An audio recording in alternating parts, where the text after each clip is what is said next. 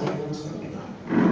ఈ నూతన సంవత్సరంలో కూడా మా అందరినీ దేవుడు సంతోషంగా అడుగు పెట్టించినందుకు వందనాలు. మనల్ని కాచి కాపాడుతున్న దేవునికి అనేక కోట్లాది వందనాలు. నేను చెప్పబోయే సంవత్సరం ఏంటంటే, గత సంవత్సరంలో మా పెద్ద మనవడికి ఉద్యోగం లేదని ఎంతో నేను వేదన పడి రోజు ప్రార్థిస్తున్నాము. ఎవరిని అడగాలి, ఎవరు రికమెండేషన్ చేస్తారు, వీటికి ఎలా వస్తుంది ఉద్యోగం అని ఎంతో వేదన పడ్డాం. కానీ దేవుని మహాకృపను బట్టి చాలా మంచి ఉద్యోగం బెంగళూరులో వాడికి ఇచ్చాడు. ఒక రాత్రి అయితే ఎంతో తెల్లవారులు 3 అయినా కూడా నేను అలా ప్రార్థన చేస్తానే ఉన్నాను. తెల్లారేసరికి దేవుడు అద్భుతంగా అమ్మమ్మ నాకు ఉద్యోగం వచ్చిందని ఆడు ఉదయాన్నే వచ్చి నాకు చెప్పాడు. దేవునికి అనేక కోట్లాది వందనాలు. తర్వాత ఉద్యోగం ఆడు బెంగళూరులో చేసుకుంటుండగా పర్మనెంట్ అవ్వలేదని మేము ఎంతో వేదన పడ్డాం.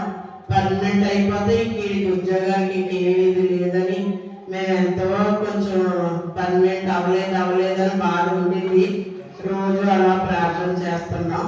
మొన్న 27వ తారీఖు నాటికి దేవుడు తన మహాకృపను బట్టి 27వ తారీఖుకి ఆడికి పర్మనెంట్ ఆ ఉద్యోగం అయిపోయింది. పర్మనెంట్ రాలేదు.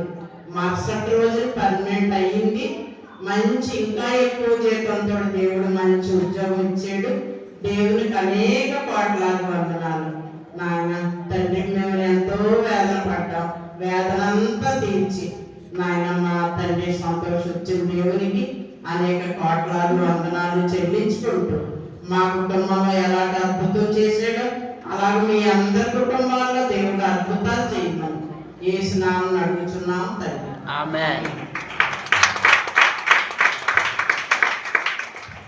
దేవుడు గొప్పగా చేశాడు.